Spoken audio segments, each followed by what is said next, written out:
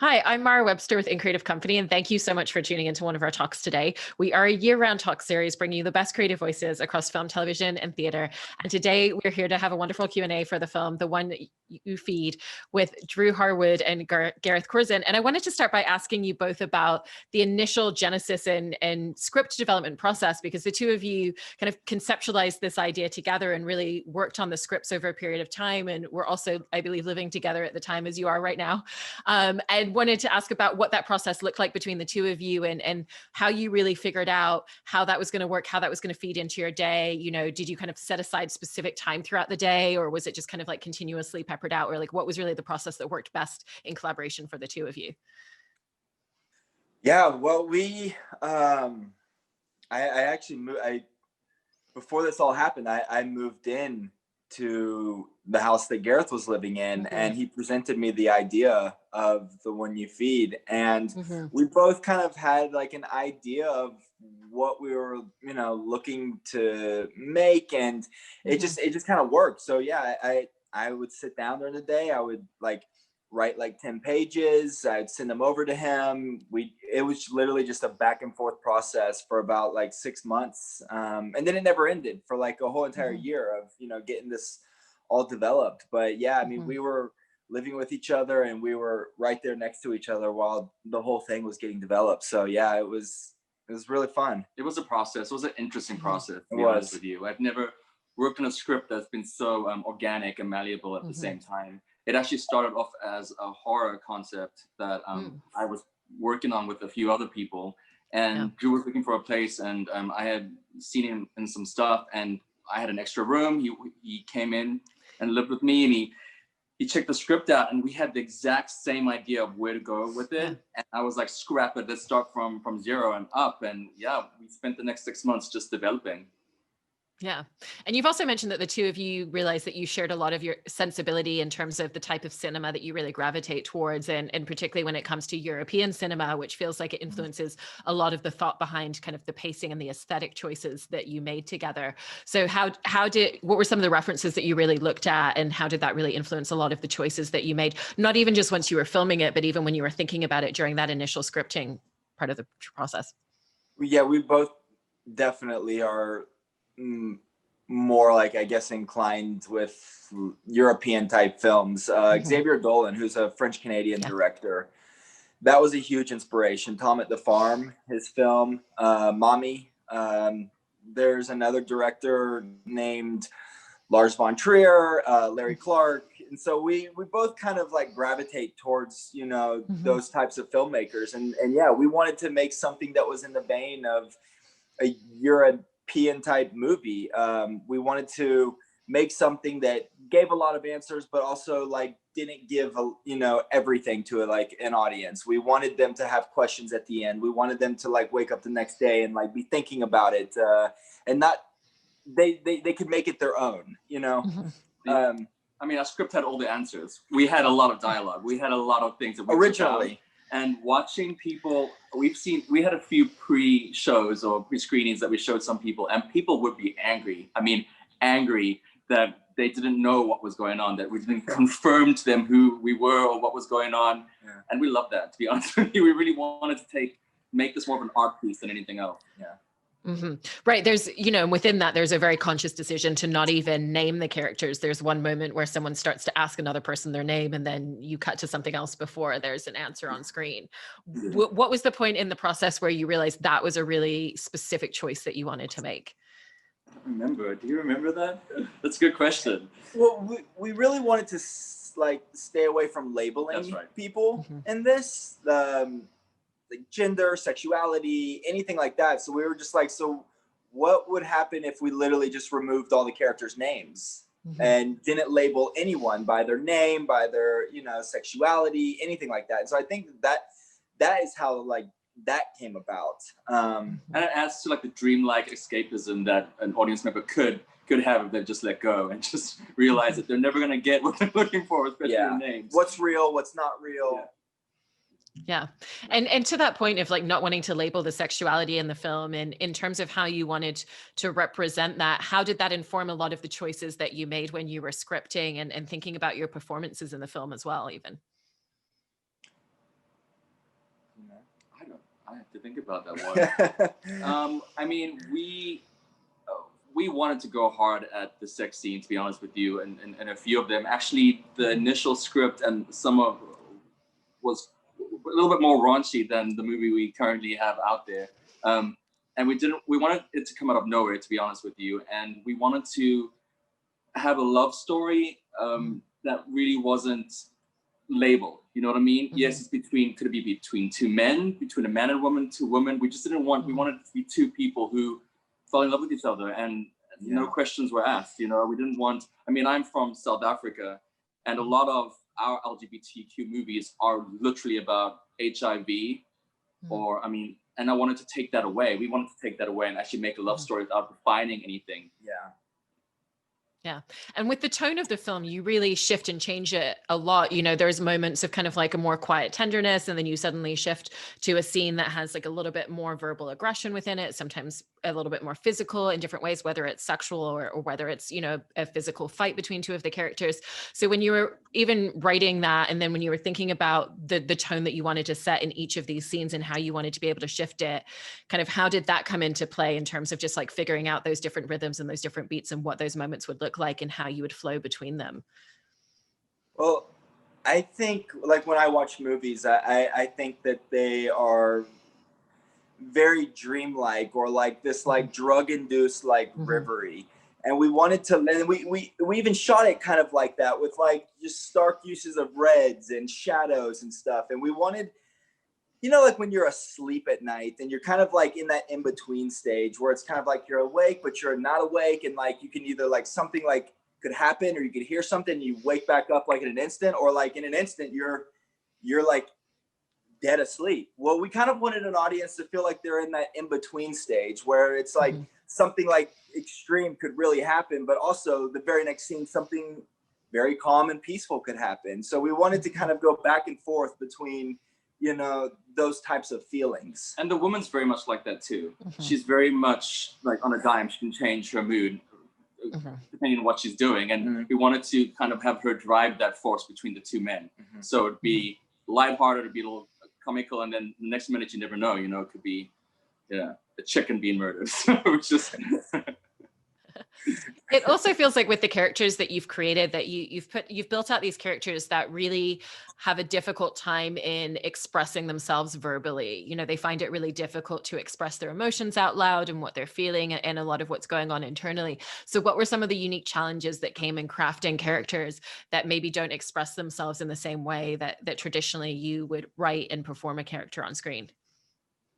It was pretty tough with dialogue, but with like sparse dialogue, I would say, as an actor. But Drew and I, having worked together or lived together, knowing each other was easier for me, because as a director and as a fellow actor, I could trust him more and just because, you know, when you're beginning out like 10 years ago when I started, you want to always say something. You don't want dead air on the radio or dead space. And for me, I was so uncomfortable with having this dead space of just nothing. But I learned to trust everything around me. And it was so freeing, actually, just to be present in that moment and to stare at someone and just feel it out and be like, wow, this is life. This is great. This is you and me just together in a moment. And I love you, or I'm scared of you, or I hate you. You know what I mean? There were a lot of scenes while shooting that we would actually have some dialogue scripted, and you know we'd pop off the first take of it, and then I'd go to Gareth and I'd be like, we're stripping this line, we're stripping this line, we're stripping this line, and so we kept taking all the dialogue away because I wanted to see his behavior. He had so much emotion and so much behavior, you know, inside of him that I thought was just very interesting, and I thought that was speaking more than what was even like scripted. So, you know, taking that away and just letting these two characters just live in a present moment, it just kind of worked. And we kind of adjusted and adapted to certain situations and scenes as we were shooting. And there was a lot of dialogue between takes, between Drew and his AD, Heather.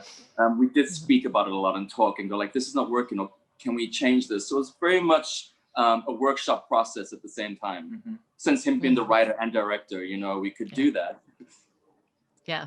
And in terms of cast, it's really, you know, a very intimate cast piece where it's just the two of you and Rebecca Ferguson, who plays the woman in the film. And obviously for the two of you, you had been involved since the genesis of the initial spark of the idea and working on these scripts for such a long time before you went into shooting. So then once she came in as part of the process, what was the way in which the two of you worked with her, you know, in terms of like the types of conversations that you wanted to have to make sure that she understood the world that she was stepping into, and just kind of like rehearsing and chatting about the scenes before you went into filming them with her?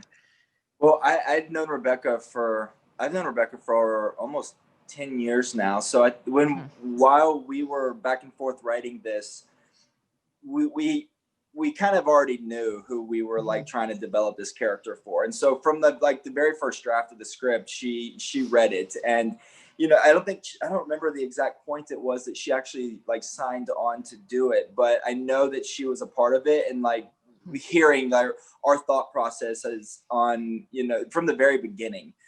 She was living in North Carolina while we were out in LA, while the whole entire development of this was happening. And she actually, we didn't do many rehearsals with her. Gareth and I would actually rehearse her roles and do all the like camera blocking and stuff. And she flew into LA the night before we started shooting, and we costumed her, we got her fitted, we ran through all the blocking with her. So it was like a very quick process with her. It was a crazy house, basically. And, I mean, it was a conscious choice for me not to actually meet her or speak to her before. It was. I wanted to not know her, and I wanted to shoot it as chronologically as we could, so that I could get to see what kind of person she was. And she came in as a complete firecracker, so it was easy enough for me to be like, well, okay, you got this, you know. Yeah. And then Drew, you were just mentioning camera blocking, which was one of the things I wanted to ask you about, because you've made very specific choices in terms of the way that you capture your characters and in the way that we view them as an audience. You know, you're not necessarily even always looking directly at the actor within a scene. Sometimes the camera is at like a slightly lower angle where we're seeing part of them. It's not kind of like your traditional two-person coverage and then solo shots when they're having conversations together. So what did that look like as you were figuring out and mapping out what those specific choices were and making those really distinct decisions about camera setups? Sam Ott, and he was our DP. We had the luxury of shooting that. The interiors where this is shot was the house that we were actually living in. So we had the luxury of being able to like block every single shot out before, you know, actually bringing everybody to set. We wanted this to kind of almost look like a tabloid, almost like something that you would see in a newspaper, like that's just like right in your face. Like you open up a newspaper and there something is where it's just like shocking, you know. And so with that in mind, we really wanted this like it just to be a little different. Like there's a shot where we climbed up in our attic and it's just straight down to this like little hole, and it's a dream, you know. And so that's kind of where that in between like mindset of like we wanted a viewer to live in, you know. We wanted them to live in this dreamlike manner and not have all the answers, and the camera to be like moving at all times and leading each scene into the next scene.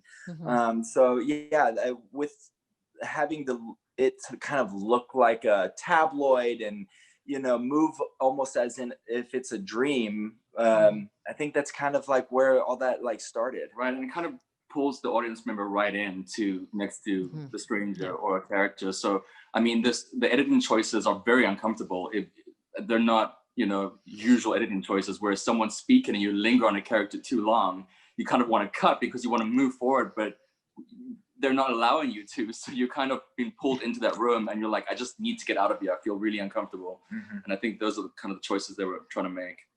Yeah. And with the fact that you were just mentioning as well, the fact that you took your own home and turned that into that kind of central, like 1800s feeling farmhouse. I want to talk a little bit about that, because I know that some of the production design as well was just kind of like scouring for free furniture and pieces, which means it's not necessarily as much of like, this is the specific type of bed or chair that we're looking for and we know how to find it. It's really looking to like what was available and how you could fit that into the aesthetic of the film. So how did that create a really different version of the overall look and feel of the production design coming together, given that you were looking for a lot of found materials? Well, we did want it to look almost like, or to resemble something like an 1800 style farmhouse. Little House on the Prairie was a big reference to the interiors of this. But yeah, I mean, I think just like the whole entire year of development of this, we were actually looking to shoot this elsewhere. We didn't know until a couple months leading into production that we were going to be shooting inside of our house. We thought we would be shooting like 7 hours north up in Sonora, California. And then when we had it kind of thrown on us that location fell through, we actually had no choice but to turn the inside of our house inside out. So we literally stripped every single piece of furniture. We took out our stove, we took out our fridge, we took out everything.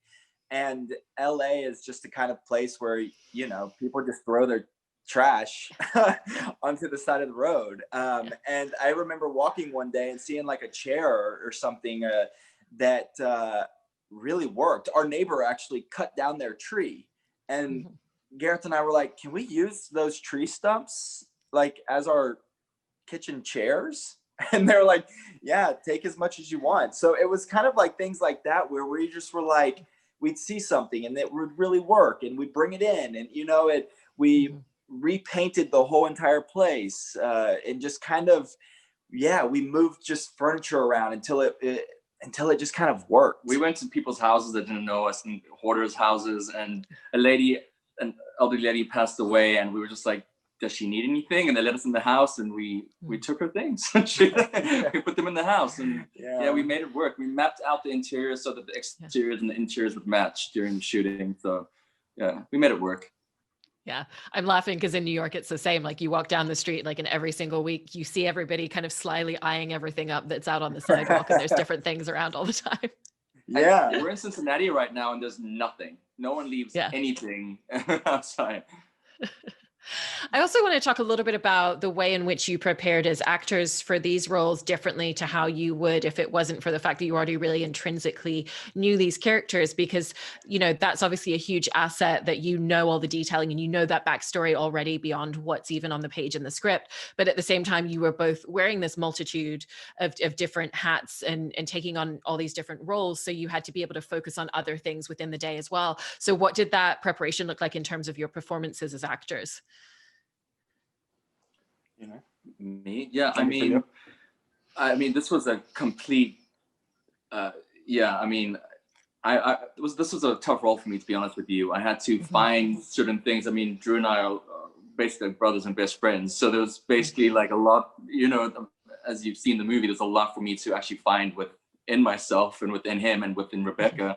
And even though I trusted him, you know, completely, and Rebecca as an actress, I had to lose that while still wearing a producer hat. So basically, it was the crew allowing the crew to do their job, so I can just switch off and be in front of the camera and lose all control. I mean, I needed to lose control with this one and just like let it go. Yeah, I mean, there was one point a couple months before we started shooting that I literally went to Gareth and I was like, I just need you to let go of your producer hat, let go of like just any kind of production ideas that you have in your mind, and literally just like delve into this character. And I think once him and I started to rehearse the scenes, throughout the whole year, we were kind of mentally preparing for this, you know, from the very beginning. But once we started to like jump into like rehearsing these scenes and blocking them out, it was just more of a physical preparation than like a mental one. I think the whole year was a mental preparation. And then, like a month before we started shooting, it was more of just like, you know, so you're standing here, I'm going to be here, you know, we're going to move this way. And it was, it was more of a physical blocking that we did to, you know, finalize it all.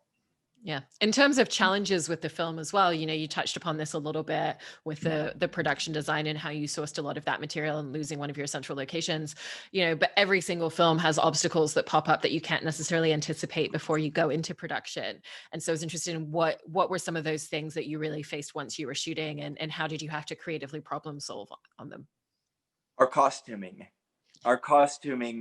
we lost our costume designer a week before we started shooting. We had a difficulties with our budget. There was an issue that came about that we lost substantial money, basically. And we had a costume designer, we had everything was already set. Everything was set. We did 8 different locations, and we lost a substantial bit of money, and we just had to, a month before, get back into the grindstone and source out materials. We went and we stone washed our clothes 2 days before shooting.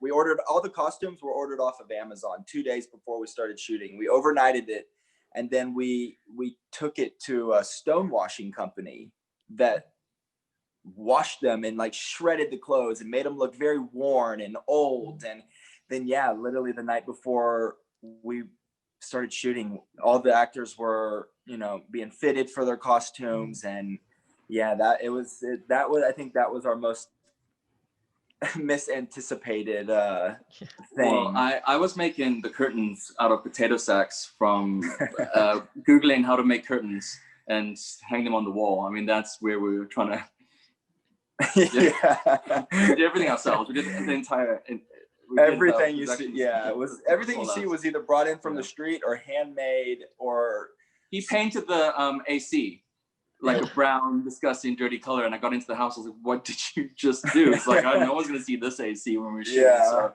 it was.